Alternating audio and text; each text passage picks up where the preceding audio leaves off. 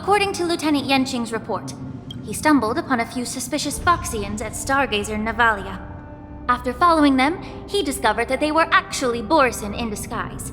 This is one of the bodies. Looking at him now, it's hard to imagine how he transformed into a Foxian.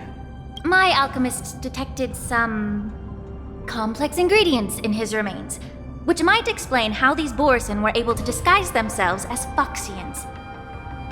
Simply put, Foxians and Borisin share a common ancestry. Although they look completely different now, there isn't much genetic difference between them. This medicine allows Borisin to temporarily change their shape into that of Foxians. So, in other words, if they stop taking the medicine, their true form will soon be revealed? Indeed. This means that these Borisin have a steady supply of the medicine within the Lafu. The disciples of Sanctus Medicus. Looks like the Alchemy Commission is involved once again. When I was sorting through the prescriptions they used, I came across one called Semblance Reversion Essence. It's designed to help those disciples suppress signs of their Mara-struck forms and maintain their normal appearance. When I compared it to the medicine found in the Borisin's body... They're one and the same, aren't they? The medicinal properties and ingredients may differ, but the principle remains the same. Since ancient times, the Borisin have always sought to have more powerful bodies, regarding the Foxians as weaklings. Yet, in order to save their warhead, they were willing to disguise themselves as Foxians. Their determination is quite remarkable. If these infiltrators rely on the medicine to maintain their disguise, then following this lead in our investigation seems prudent. Please follow me. Here we are. According to the judge, this area is not yet under control, so we should proceed cautiously. I've captured the nature of the medicine in my sensor. By following the medicinal fumes, we should be able to retrace the steps of the disguised Borisin.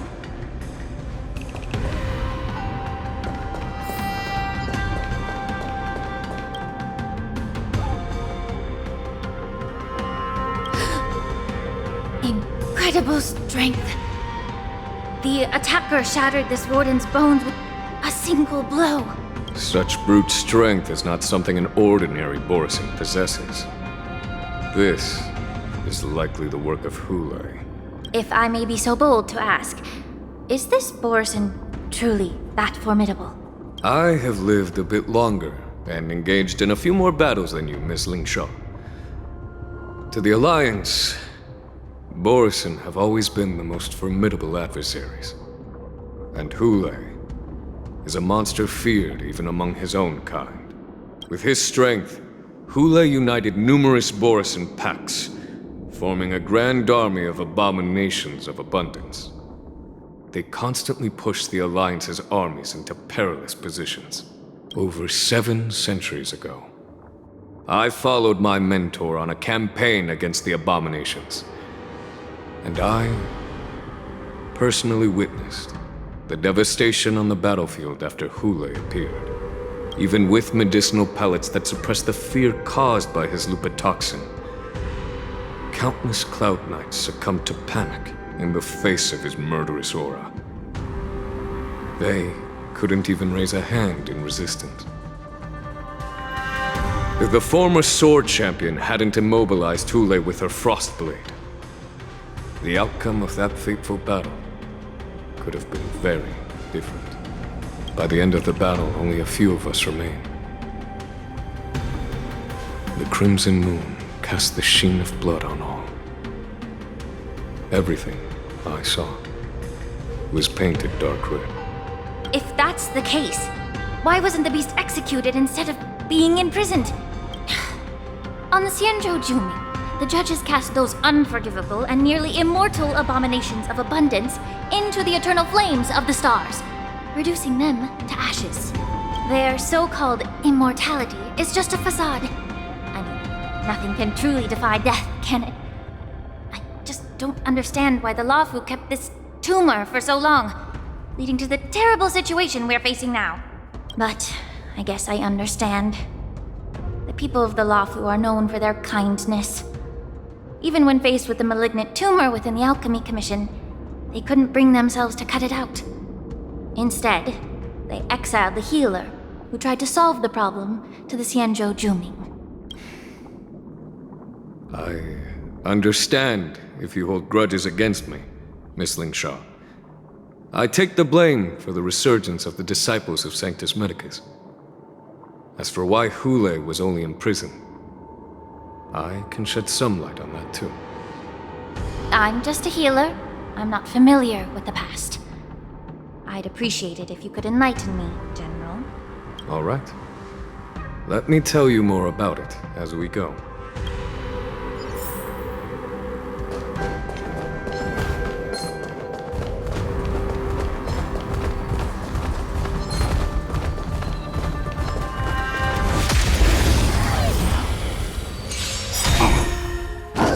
No dirty tricks. Good time. Time to say bye. Boom. Not bad. Allow me to purge the root of your body and mind. Relax. The dice have been cast. Bust. Or maybe I'll take it all. Cutting the net. Stand still. No dirty trick. Watch your head. Time to cleanse the filth.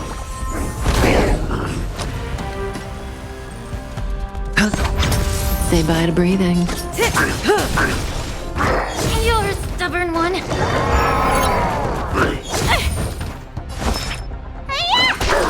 Relax. May the foul Good stench just be times. quick. Time to say bye.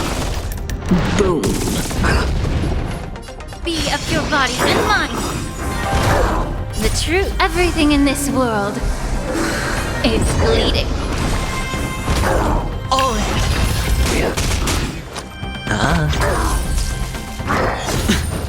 May as well kill him all.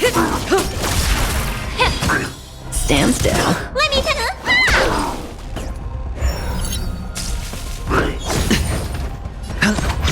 Say bye to breathing.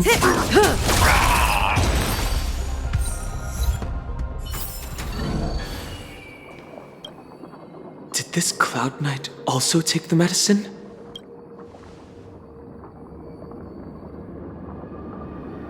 No. This is a Borisin in disguise. A guard killed him before he could return to his original form. All these Borisin are dressed in official attire. Besides the Cloud Knight, there were also two Borisin disguised as members of the Skyfaring Commission and the Artisanship Commission. Whoever is providing them with official identities must hold the position of power. Let's search elsewhere.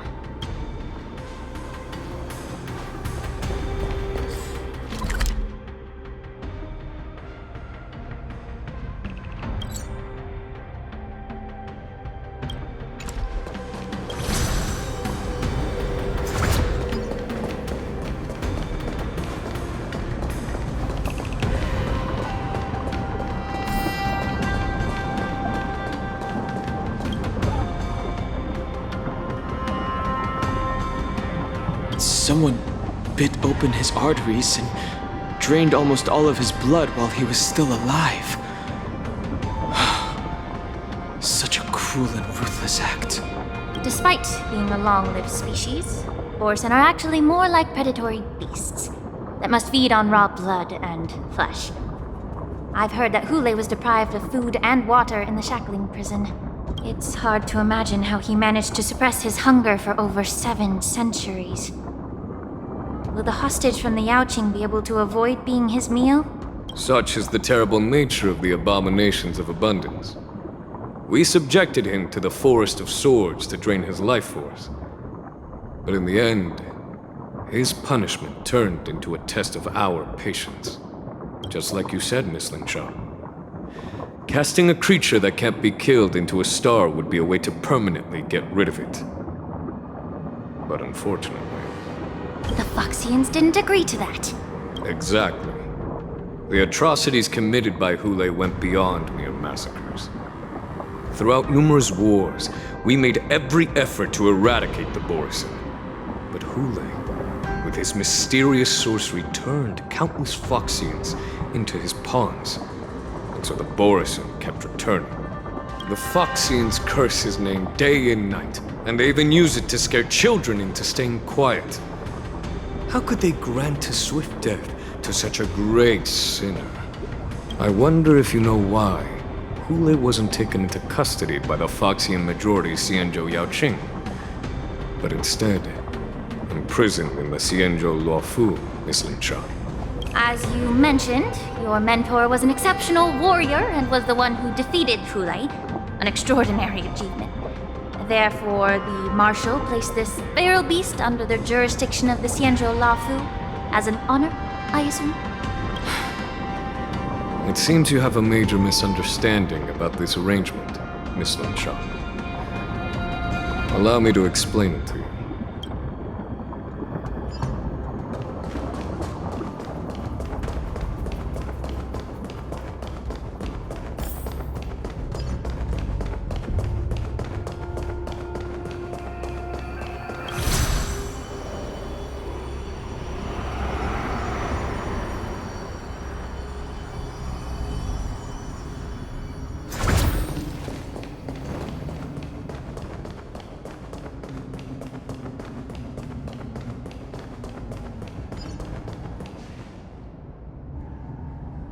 Yan Qing told me that an IPC ship was attacked by Borisin. Is this what they were transporting on the ship? Yes. The Artisanship Commission and Alchemy Commission conducted a joint examination and found that the parts of this machine are made from specially refined Borisin biotissue. I heard the Intelligentsia Guild has been researching the biological properties of long-life species, hoping to make medical or combat-related discoveries. However, they haven't dared to cross any lines due to their so-called relationship with the Alliance. Perhaps to those scholars, Borisin are no different from lab animals. Maybe the Borisin attacked that ship to retaliate against the Intelligentsia Guild for experimenting on them? No. If it were only about revenge, they could just wreck the ship and destroy all the cargo, instead of allowing it to end up in the shackling prison. It was a deliberate display to showcase the dangerous nature of the cargo in broad daylight. This way, the cargo would end up in the shackling prison, serving as a tool for the prison break. This skill in exploiting the blind spots of others' mindsets is so atypical of them. I'm afraid the IPC and the Intelligentsia Guild unknowingly became their accomplices. Watch out! This thing is still alive! Giant, even after suffering such severe attacks? Or maybe Their imitation of long-life species has crossed the line. The stench of evil be of your body and mind. hedge your bets. It's on me. May as well kill. Good times. Time to say bye. Boom.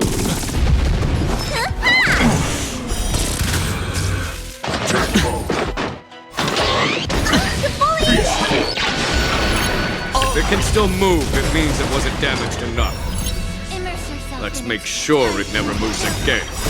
Everything in this world is bleeding. Damage sustained. Say bye to breathing. Stand still. Allow me to be of your body and mind. Data. Sure, I'll play along. Damage The sustained. dice have bust. Or maybe I'll take it all. Watch your head. Lacerate. Yeah.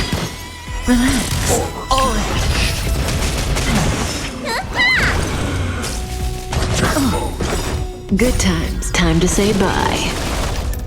Boom.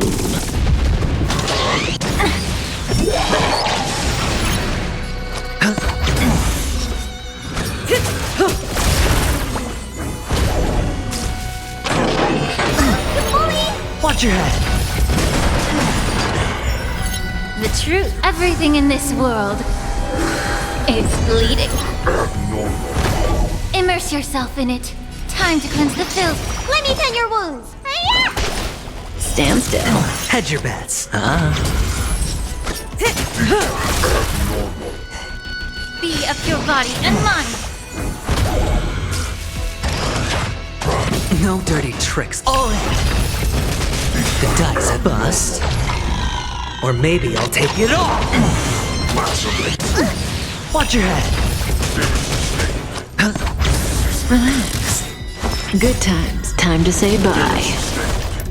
Boom.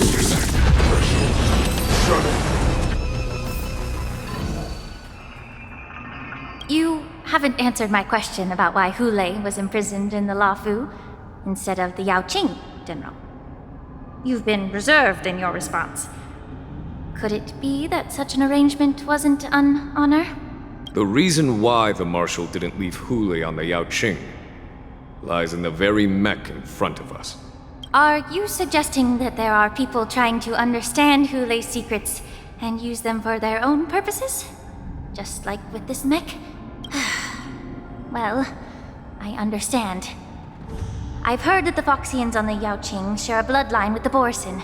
And just like the Borson, some of the Foxians there experience an uncontrollable insanity called moon rage.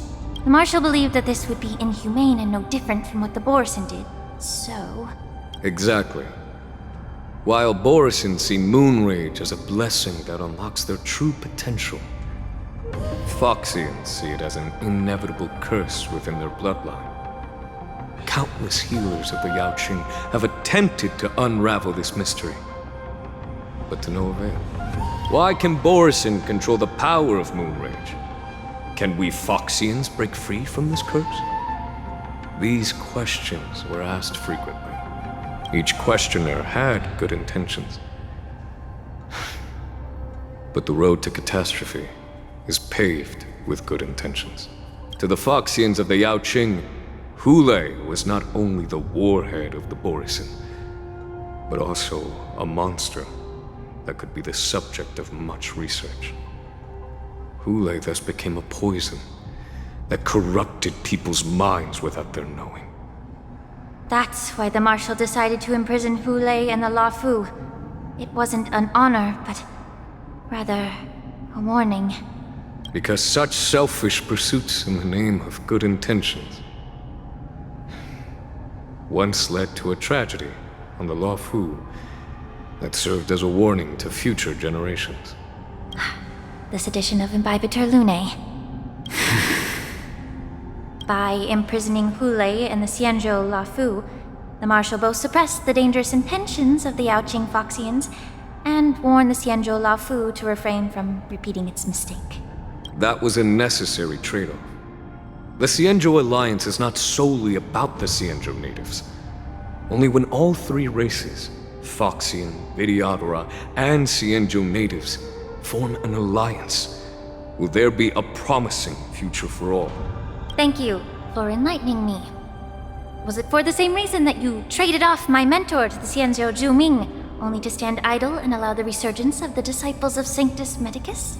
You said that I couldn't bear to cut out the malignant tumor within the Alchemy Commission, but instead exiled the healer who tried to solve the problem to the Xianzhou Zhuming. But did your mentor tell you her good intentions led her to perform certain healing arts on Dan Heng, who had just finished his hatching rebirth, so that he would regain the memories of his past life? What did you just say? She believed that restoring the High Elder's knowledge of his past life would allow the Vidyadhara to resume their duty as the guardians of the Ambrosial Arbor, quelling the strife within their clan and bringing everything back on the right path. But just as I mentioned earlier, the road to catastrophe is always paved with good intentions. Since then, the 6 charioteers decided that the Alchemy Commission would no longer have a cauldron master. Until your arrival now. If that's the case, I should thank you for protecting my mentor by exiling her. General. Quite the contrary. I should be the one thanking you. Thanking me. All I ever want is to have a clear conscience. However, can long-life species truly achieve that goal in their long-drawn lives? For example, you were implicated along with your mentor and forced to leave your homeland without knowing the truth. And now, with the complicated situation in the Alchemy Commission, the Alliance has spared me a lot of trouble by sending you to handle this challenging task. Shouldn't I be thanking you instead? Your eloquence is indeed impressive, the divine foresight. You won't even leave me any excuses to hold a grudge against you. But let me make it clear. The Alliance sent me here to handle the business impartially, not to choose sides. It doesn't matter which side you choose, Miss Lingshaw. At the end of the day, both you and I stand on the side of the Alliance, don't we? Let's keep going.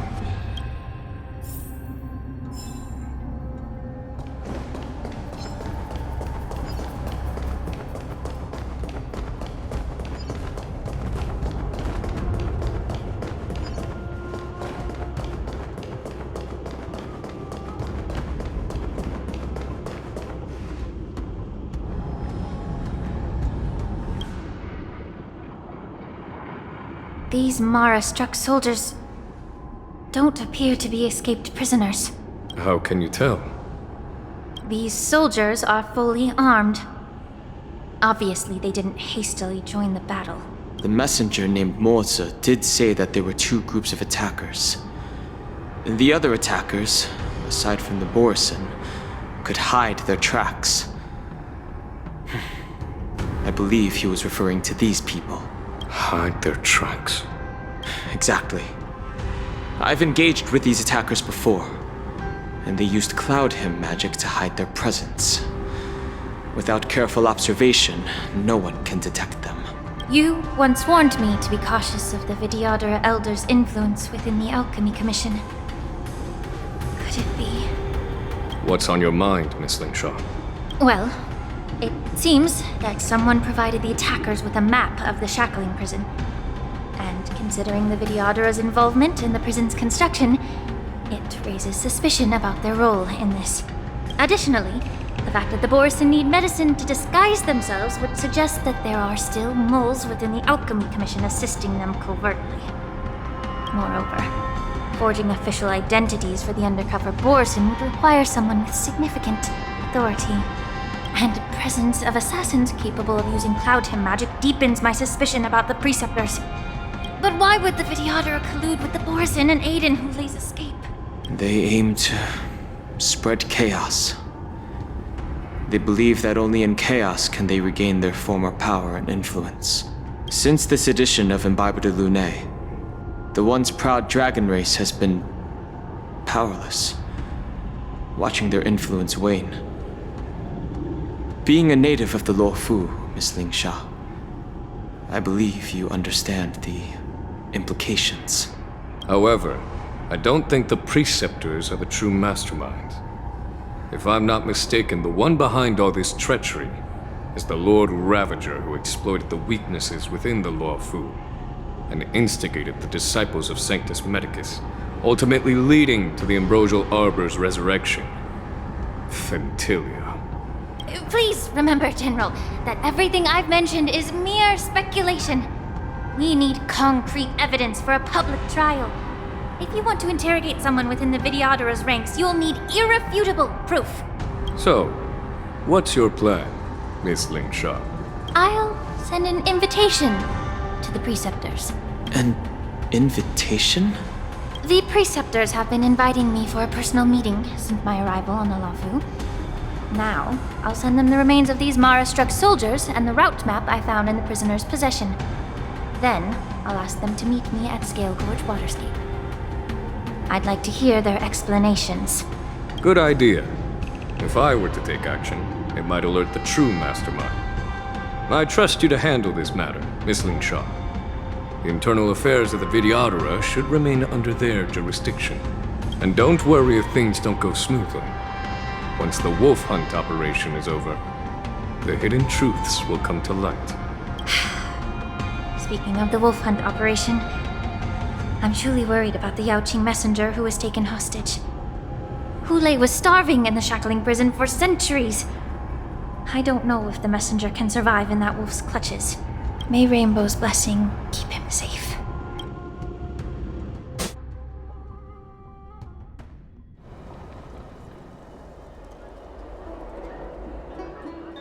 As I said, I'm a healer. But my art of healing requires the culinary arts to be truly effective. The magic of my cauldron is its ability to make all kinds of medicines into dishes that patients can eat.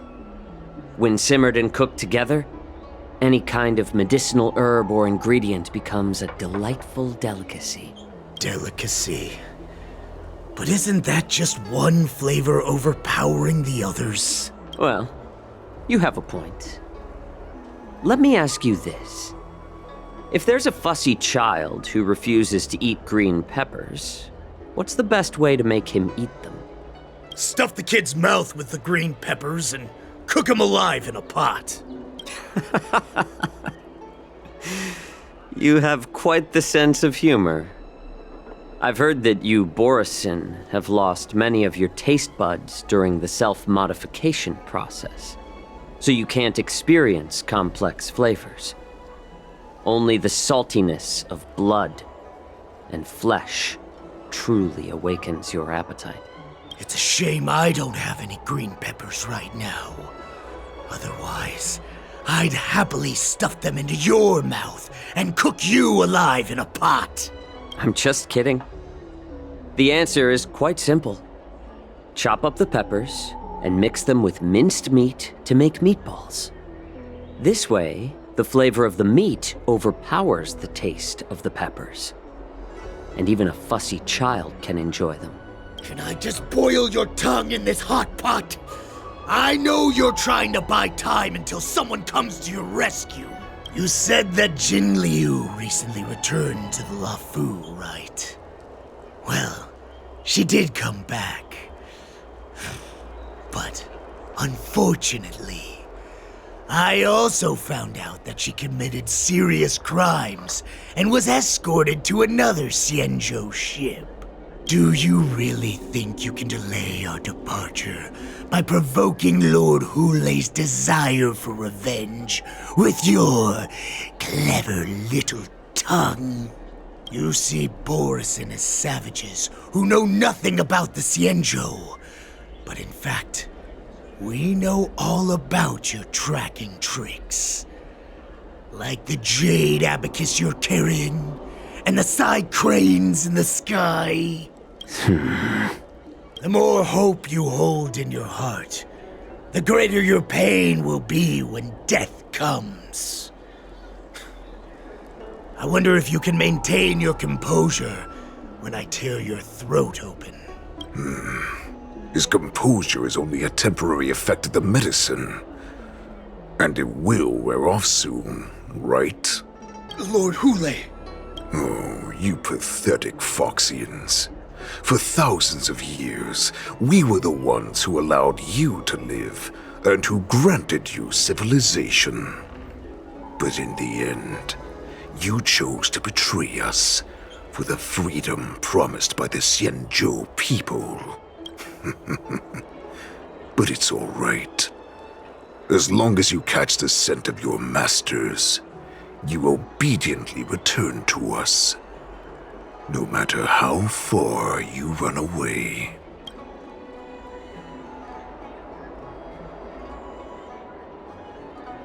Hulei.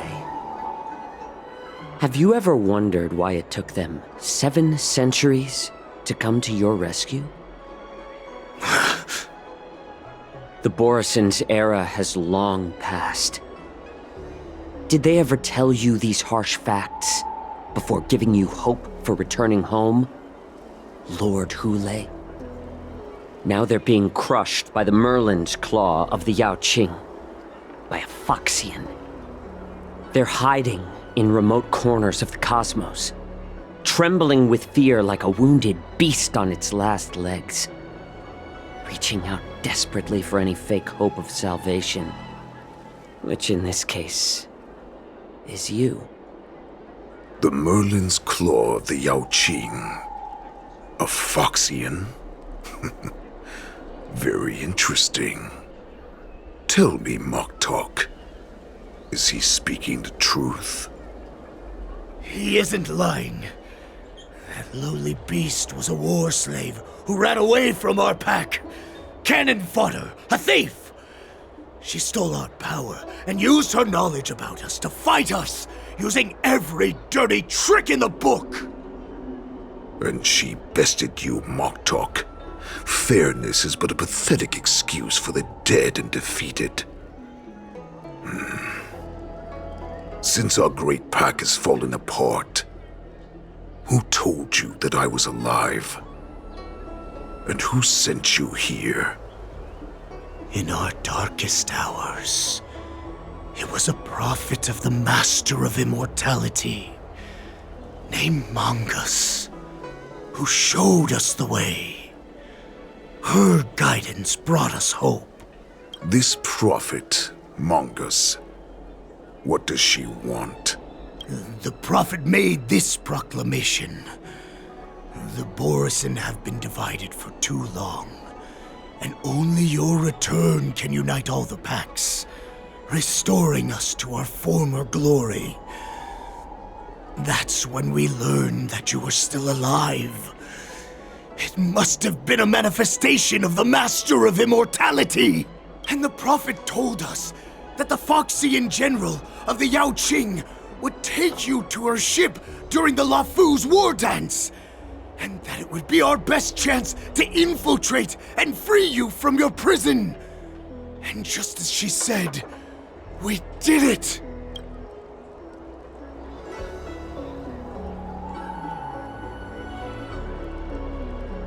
Even if you managed to set Hule free, you'd have no way to escape. We've already prepared our ships, and the prophet's prediction will surely come true. Once the news about the prison break spreads, the Cloud Knights will close all the ports. You may think you've escaped the prison, but you're just trapped in another cage, known as the Law Fu. Let me kill this unruly, lowly beast, Lord Hule! I assure you that our star skiffs will soon arrive. Right now, everyone in the Lafu is distracted by this stupid war dance, so this will be the perfect chance to escape. Once you've returned to your territory, your revenge against the Xianzhou ships will be within reach. Perfect chance to return to my weak and shattered pack at the mercy of a ridiculous false prophet and become a mere puppet in her clutches. Her plan is full of flaws. The only paths she has prepared for you are escape and death. Listen up. A wolf never allows itself to become prey. From now on, you'll follow my orders. Since you are so confident that the Cloud Knights will close the ports, Jiao Chou, I'm now giving you a chance to go and see it for yourself. Go to the ports, come back, and tell me what you saw. Wait, what did you just say? But my lord! Would an alpha wolf ever listen to a cub, Moktok? No, I've never heard anything like that. I wasn't trying to defy your will. I will always unquestioningly follow your orders. I'm offering you a once-in-a-lifetime opportunity. Don't you want to run away, Jiao Chou? You will come back. Because Foxians like you always obediently return to their masters, no matter how far they run away.